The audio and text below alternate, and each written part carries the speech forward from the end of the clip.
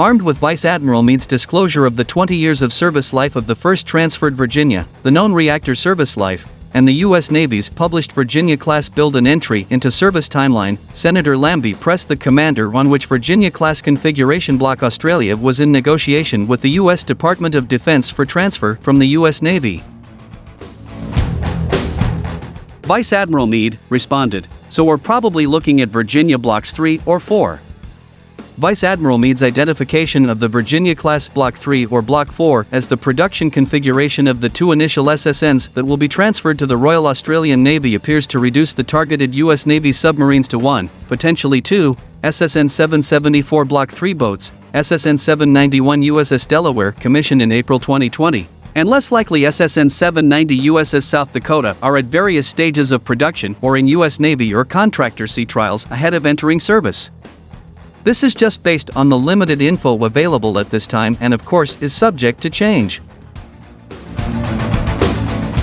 No details on the 3rd Virginia for the Royal Australian Navy, which will be bought off the production line, were disclosed during the Australian Senate hearings, where both Vice Admiral Meade and his superior Admiral Mark Hammond were vigorously questioned on every publicly known Virginia-class flaw without revealing any further details of which exact U.S. Virginia-class SSNs Australia is hoping to directly acquire.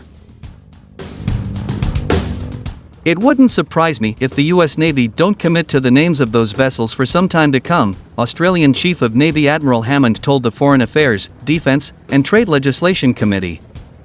But I am confident that they are leaning into this partnership and looking forward to working with us to set the Royal Australian Navy up for future success.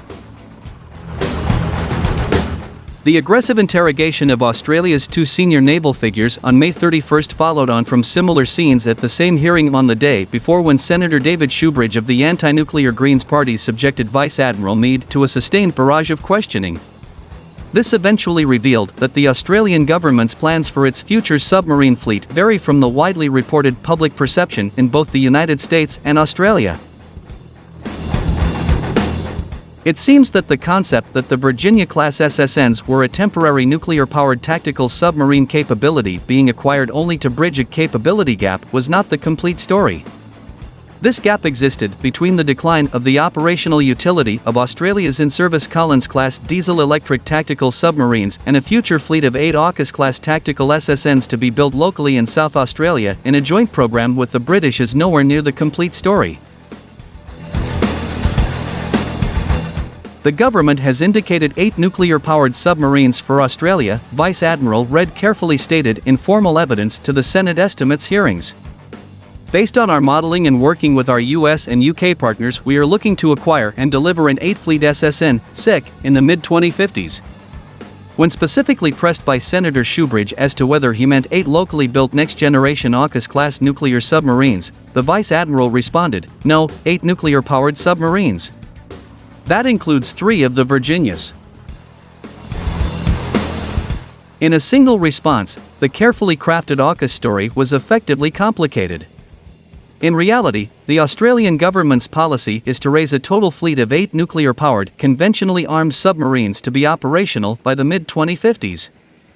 This fleet will be comprised of both the 3 transferred and new-build Virginia-class attack submarines with the balance of the fleet made up of Australian-built next-generation AUKUS-class SSNs. Even this projected outcome appears fragile when one considers the public announcement of up to 5 Virginia-class SSNs being sourced from the United States, with options for 2 additional Virginias of some future block as a fallback capability. This would come in the event of delays to the UK-Australian AUKUS-class nuclear-powered attack submarine program, which could reduce any future AUKUS SSN build to as few as 3 hulls in the first tranche, according to Vice Admiral Meade. Any additional AUKUS SSNs, presumably meaning a second tranche of 3 to 5 boats to meet the announced 8 submarine build program, is a decision to be made by a future Australian government.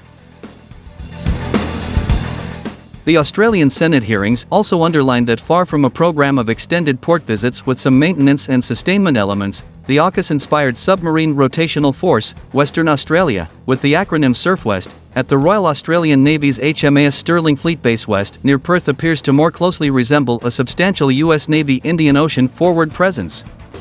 This could include something akin to a forward-deployed attack submarine squadron than just a rotational periodic stopover point amid broader U.S. Navy submarine deployments. Australian investments in extensions to the submarine berthing at Fleet Base West's Diamantina Pier and plans to build spares storage facilities, maintenance workshops, technical support centers, and additional electrical generation have been approved. And, most tellingly, so has married and single personnel accommodations and the expansion of local schools and medical facilities to support American, British, and additional Australian naval personnel rotating through the base with Surfwest ahead of the 2027 timeline.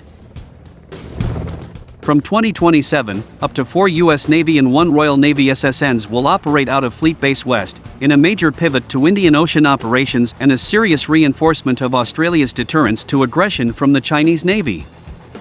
Australian preparations have been in the works for a few years, including the specific verification and validation of the U.S. Navy's ability to rearm its nuclear-powered attack submarines at Fleet Base West employing Australian facilities and combined U.S. Navy/Royal Australian Navy teams.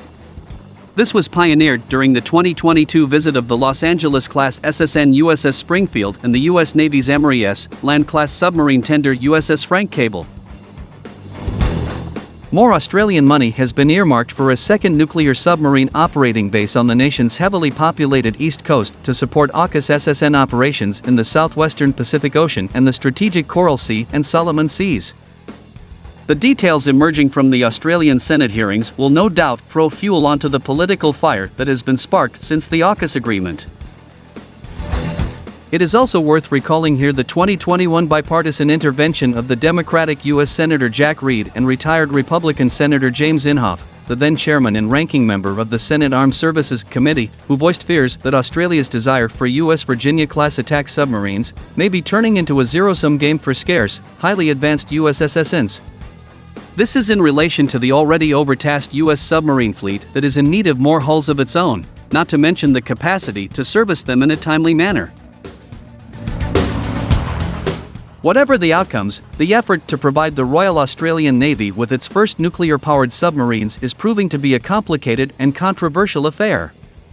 For Australia, however, the end result should be highly significant, with a powerful new ability to control key global shipping routes through the Indian Ocean and elsewhere.